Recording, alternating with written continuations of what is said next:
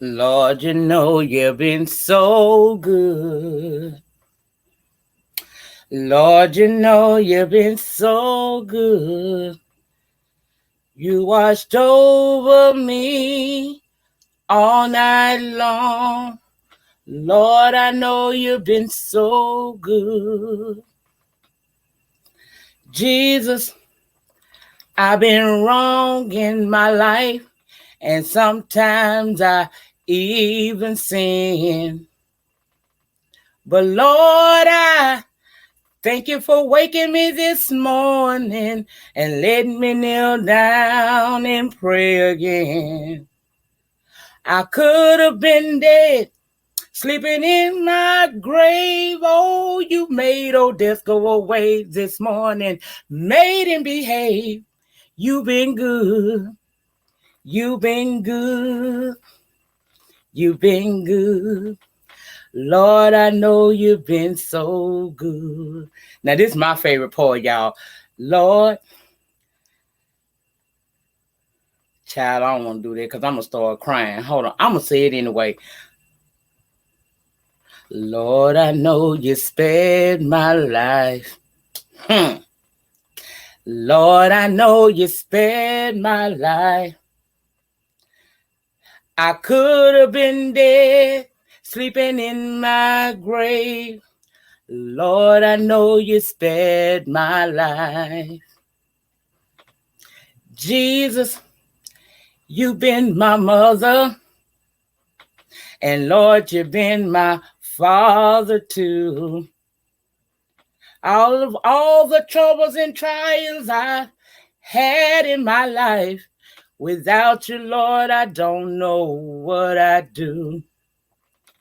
That's why I got my hand in the master's hand. Oh, every day of my life I'm trusting in your name. You've been good.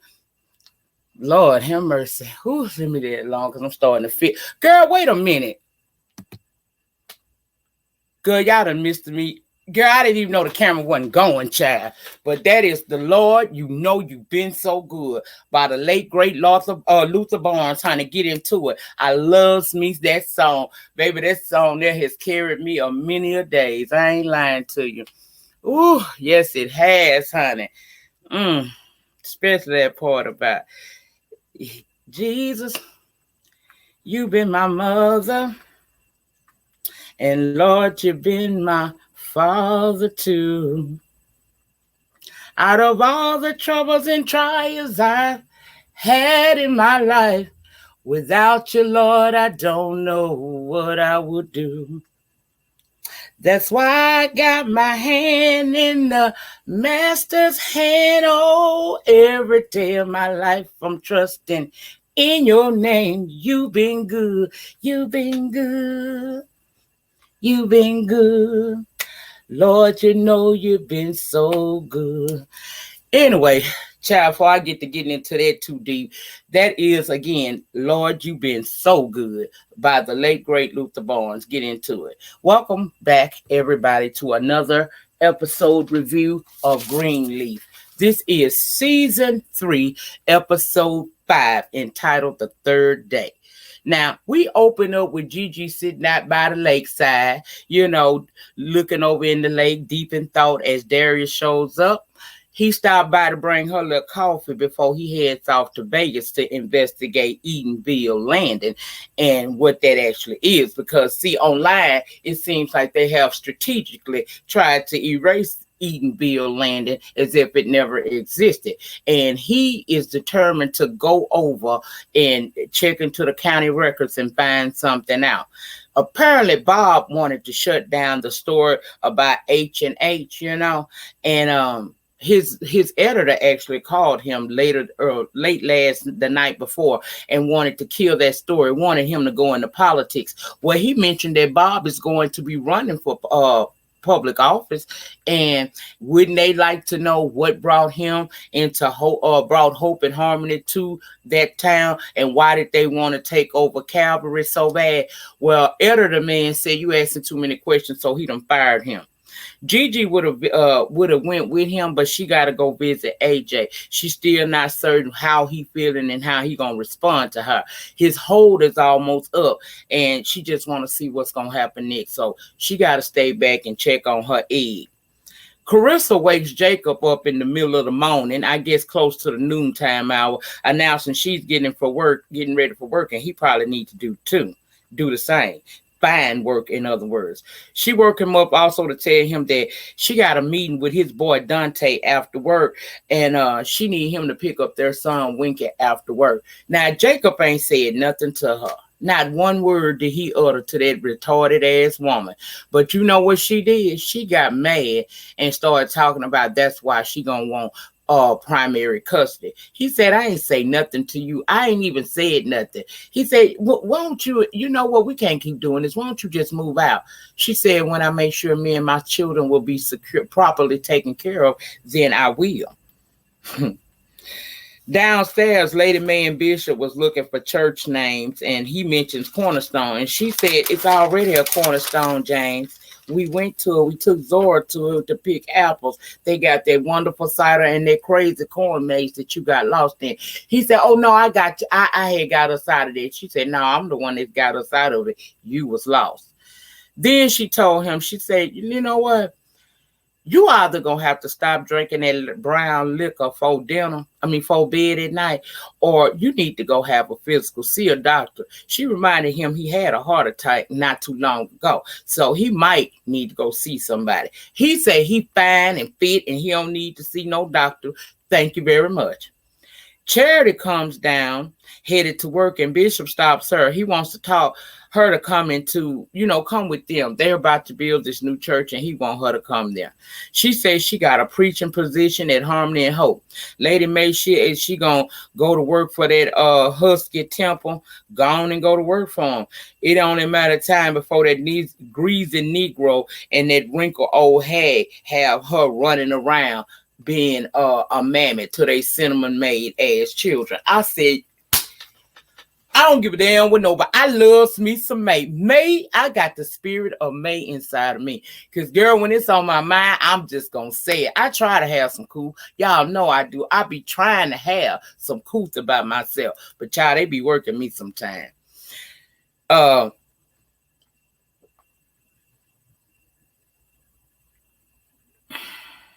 Basically, she don't want to work for her family. Lady Mae said that let her go on about her way. It's they not going to chase behind her. She said, do you ever think, Mama, that I might have a plan? Lady Mae said, do I ever think that you ever have a plan? Do I ever think that you do? Has it ever occurred to me that you have a plan? She said, no. Charity got no feelings and left. Child, Bishop said, May, she is somewhat like you. May ain't paid that no attention because all she paid attention to was the fact she had then booked him an appointment to go see a doctor. He's having that said physical. Okay. Let me see. Jacob go to see Tasha Skanks. Again, today is the meeting of him and this Tara, who is Basie Skanks' half sister. And see what they can find out. Now, Tasha still got it for Jacob, and you could tell Jacob kind of like her too, because he was complimenting her on her, that outfit she had on. Didn't look like they was going to where they was going, because they was going to the straight up hood. She said she, got to get used to being a single woman again, and it got to be in black since she is finally a widow. She said she's hard for her to believe that after feeling like a widow for most of their marriage, she actually is one. He asked, does Tara really think Bishop killed her dad? And Tasha said she never said, but she was surprised that a Greenleaf wanted to talk to her, but they are only know if they head on out to see her. So they head off to go see Tara. Zora and Sophia is over in the cabin combing the internet to make sure that Sophie titty pics are not out there. Sophie notices a bag and asks if it was Nyca's. Zora said some of it, so Sophie started just taking the clothes out, throwing it in the trash.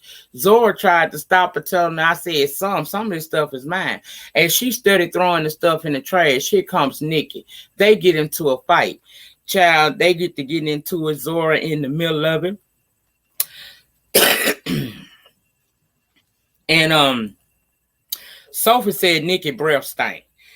She said she had something in it prior to coming there to remind her of what she will never have again.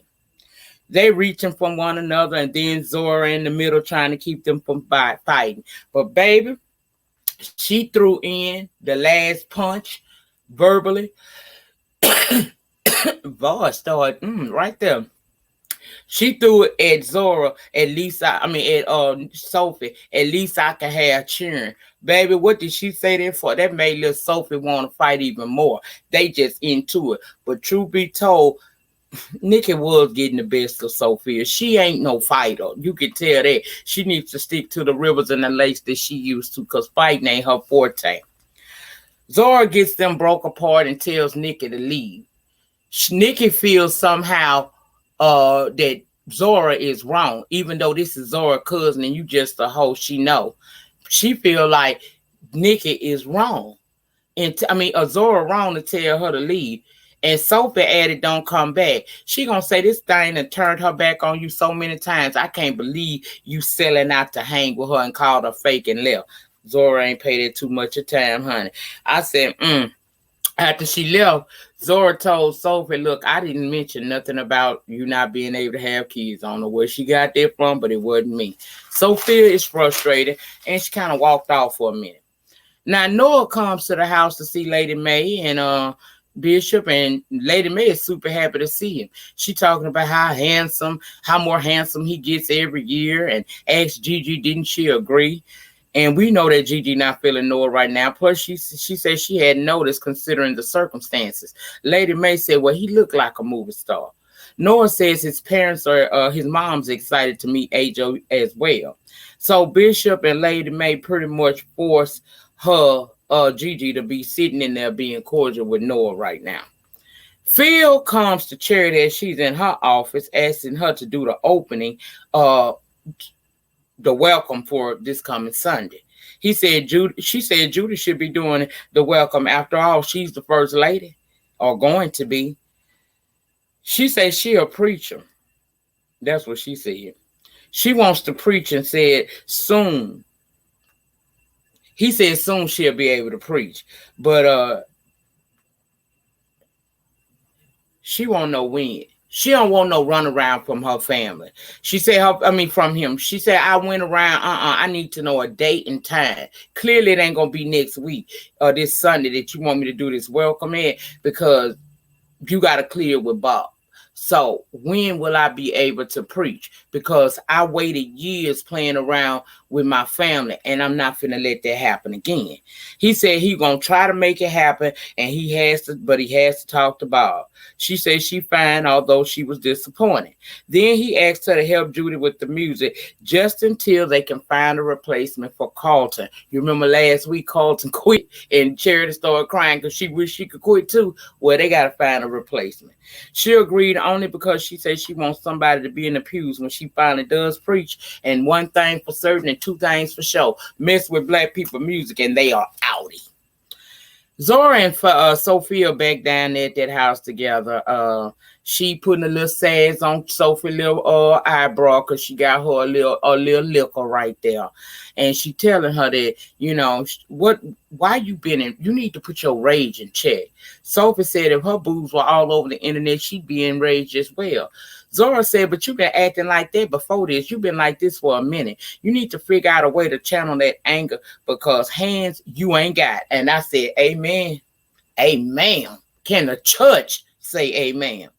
Back at the house, Noah telling Bishop and Lady May that he's there indefinitely, and yes, he will be staying with his mom for now. He said he would probably get a home soon or an apartment. Lady May said, well, when Zora goes off to college, your old cabin will be available. Gigi jumped in and said, told her kind of slow down. She said AJ is going to be living here. Noah's his dad, and she's only trying to help. They tell her AJ is aware that he's there because she wanted he know that Noah was there. They said AJ aware he's aware that he's there, and they not sure if AJ will actually want to live there. So slow your rolls. May asks what's wrong with her, She said, it makes perfect sense for Noah to be there because let's not act like the boy, one of his parents gave him away and the other one did not even know he existed. So it's only right that they try to bond, and she's only trying to make it a little easier for that bonding to happen because you don't know what relationship he may have with his father. Gigi took that as you trying to say that he got more for his father than me. May said that ain't what I'm saying. I'm just saying I'm trying to make sure that everything is in line so that you guys can help him through what he going through, whatnot. Okay, that hurt Gigi feelings, so she just basically got up and left. And May was right. She was kind of right. I mean, I don't see no harm in it. What we found out at the end of this episode, that boy gonna need his people around him. Now, I know she might be uncomfortable, and her mama didn't have to say all that. That's why Bishop ran behind her and told her, look, I know your mama was a little out of line, but she's not wrong. The three of y'all will be a family. She said she ain't marrying Noah. Bishop said, but you don't have to. But it doesn't negate the fact that y'all are family. And if you want to get AJ back on track, y'all are going to have to act like a family. Okay? He reminded her that he and May wasn't on the same page when it came to faith, and it cost her greatly. And suggested maybe that is why your mom is working so hard at doing being so pushy. Child, we go over to Jacob. We go with Jacob and Tasha over to the hood, child. Jacob found out that Basie was dead. Tasha told Jacob she found out Basie was dead because the Laredo police called and said they had found his body at a roadside hotel. She don't know where Rochelle is. She either made it to Mexico or the hell, but people like her always get where they usually want to go. This tall person comes to the door and says, God always said this day would come, and invited Tasha and Jacob inside. Inside, she says she do believe that Bishop killed her dad. Unlike her half brother, she just opted not to try to do it, take the law into her own hand or vengeance into her own hand. Her word was, vengeance is mine, said the Lord. And that is why that's what she meant when she said the Lord prophesied this day would come. She said she knew that one day a Greenleaf would be moved to come and make things right. Jacob asked how do she know it was Bishop that made the call to her dad to come to the church the night he died? She said, he asked, well, couldn't it have possibly been Uncle Creepy Mac? She said she don't know. Jacob asked if she could tell him about her dad's relationship with Miss Loretta Davis. Tora got a little edgy and said she's not comfortable answering questions until she know what's going on. Jacob said he needs to get more of his ducks in order before he can answer. And she says, well, you know where to find me. So, they shake hands and they going to talk later. But see, something was wrong with that because as soon as they left, she got on their phone. Whoever she called and answered, she left a voicemail that Jacob Greenleaf had came through there. And they had an interesting conversation. And for that person on that line who she called to call her back. Now, who y'all think it is, Basie or Rochelle? I don't know which one, but one of them ain't dead. If not, both of them ain't dead. Basie might have just didn't bother Tasha no more because he done drug her down and he wanted to give her some free, and he know the life he lived, she ain't never gonna have it. Then again, it could be Rochelle. She had a plot and a plan in her mind because she think that Bishop killed her daddy. So, child, you never know.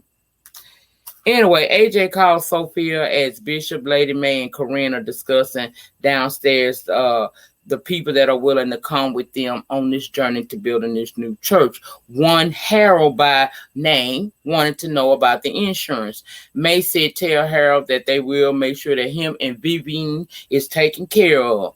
Carter, they found out he found a job somewhere else, so he can't be the minister of music, but he sent his prayers. Bishop suggested charity again. May said, in a loving Christian way, she lucky I let her in this door. But then she went on to say that, Corinne then took the moment. She seized the moment. Corinne said, shit, this is my moment to get in here. She said, look, I can do it. I can carry her to and press play, and that's about all y'all need. They looked at her. She said, because it was a bar. May said, you hired. So she gonna be the new mistress of music at the new church, okay? That Judy is sitting in her office, right, when Charity comes and gives her the music selection for 6 months. She goes to leave, but Judy wants to talk to her. She asked if Phil told her that they'd like her to do the welcome, and she said, yes. What was I supposed to do? Jump like a dog because you gave me that? I'm a preacher. Judy claims that she's trying to make this work. She asked, what did Charity think about her ring, the one Phil gave her? Asked her, was it Bubby or Bobby? Well, I don't know. The bitch got a problem with the ring. Basically, Charity told her, girl, that ring is fine to me, and I didn't have no problem with it. She said, well, maybe I'll like it better. I'll grow to love it more once I get it sized. Thanks. I just wanted your 2 cents. Charity said, well, since you done gave me 2 cents, let me give you 10. She said she aware Judy trying to make her quit, but it's not going to happen, and reminded her of the story of the tortoise and the hare. Judy said, let me guess, you're the tortoise. She said, no, I'm Godzilla, with the emphasis on God. She said she going to sing and preach her way right on past her and Phil. She said she know Judy got her daddy, but she got hers as well, and hers never lose. I said, come on, Charity. Charity read her real quick. I said, well, by time, good. Act like you made daughter and come with it. Back down at the hospital, Noah and Gigi sitting in the waiting room, and Noah asked what she planned to. She asked Noah, what you plan to do for work? He said he don't know right now. She don't either. Everything gonna pause until they figure out what's going on with their son. That's when Sophie comes to the hospital and tell her, AJ called me. He wants to see me. And she heads back there and asks her, Mama, just don't get mad, please. So once she back there in his room, she happy to see him. She done brought him an outfit or a shirt or something that he wanted, and he thanks her for that and thanks her for the playlist. She asks, can she give him a hug? He says yes. And then she asks, why was she the one chosen to see him? He said he wanted to see his sister again before he leaves. She said he's not leaving and asked why did he try to commit suicide. Now pause, put a paperclip in that. We shall return. Back at the church, Phil thanks Charity for helping Judy, and he said that hopefully one day he and her can get back to where they used to be. They can talk again. And she said, God performs wonders, but I doubt it seriously. My son waiting on me. Peace. I said, oh, Charity is doing it today. Jacob takes Tasha back home and thanks her for taking him to meet Tara. She offers him to come inside, but he said he has to go pick up his son. She asked, did you ever really like me? He said, yeah, I did. And he said, look, maybe after me and Carissa finish this divorce proceedings, maybe you and I can have a chance to get to know each other again. She was glad to hear that he was about to get a divorce, went to lean in and kiss him. He said, I want to do things right this time. She respected that. She said you're a good man, and she left. Left home out the car to let him go on to the house. Then we had a scene where Phil and Judy finna have dinner. Child, she done fixed some type of death contraption for him to eat. And she mentioning how determined Charity was that she gonna preach him and her out of a job. She gets to talking about she likes that driving Charity instead of she like her to be that way instead of sitting in her office crying and feeling neglected or some shit like that. She kept on and on about Charity to the point he had to tell her, look, can we just pray? I'm hungry. Then she sit her ass down to eat. He let her run the prayer. She gets to going into this animated prayer about thanking God for not just the substance they're about to receive, their love and everything else. Girl, something that wasn't supposed to be said. He got aggravated. You could see the look in his face like, God, this food won't be cold. It's already slop in a plate. By the time she get through praising God and thanking God for every little piece of morsel and every little thing and for the trees growing and the motherfucking birds singing, girl, it's gonna be cold. He was irritated, but that's what you signed up for. Your 20-year career that you've been trying to have. You wasn't willing to give it up for that woman. So now you stuck with Pam Mail and she getting you the most. Jacob comes to see Carissa, comes home. to see Carissa on the phone with her lawyer. She got off because him and the son walked in. He told his son to go on in his room and play. He tell Carissa, you might well get on the phone and call them back and tell, because I will be wanting shared custody. She said, with your dad in jail? He said, either he belongs there or not. Either way, I'm about to find out. That took her off course, baby. She got up and was asking questions, and he just walked off and left her talking. Now, let's go back to the hospital, because Sophie trying her best to make sense of what AJ talking about. He talking about he must leave. He can't be around people. She want to know what happened. She said, hell, I lost my ovaries in seemingly for no obvious reason. Everybody got their shit with them. So what's up? You need to tell me what it is and where it's going. Don't you think that if you tell somebody this big, deep, dark secret, it'll be better for you? He tried to say she being dramatic, but she said that's how you act. I'm trying to find out what it's hidden for. And if you want me to walk away and not bother you no more, then tell me. If you want me to go and get mama to leave you alone, you got to give me some sort of answer. What is it that happened to you? What are you hiding? Why do you feel like you need to run? Talk to me. Okay?